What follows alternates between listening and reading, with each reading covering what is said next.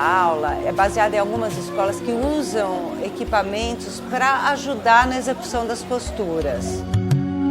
E aí, com influência desse tipo de aula, né, uma aula que eu fiz na Índia, aí a gente juntou, misturou tudo que eu aprendi até agora, usando o tecido, e aí a gente montou esse Flying Yoga. O treino é bem mais puxado do que eu esperava. E eu senti que eu tenho que ter muito mais força de abdômen para segurar o peso do meu corpo em equilíbrio do que num aparelho de musculação que me coloca numa posição mais correta. Algumas posturas a gente faz com mais facilidade, outras com mais dificuldade, né? As invertidas, por exemplo, a gente faz com mais permanência, a gente consegue ficar mais tempo porque o tecido sustenta o corpo. Chega uma hora que até dizem que dá um barato de vez em quando.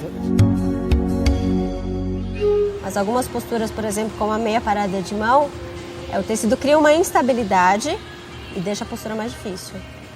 Mas tem umas outras posições que o apoio até força mais. Eu senti isso na lombar.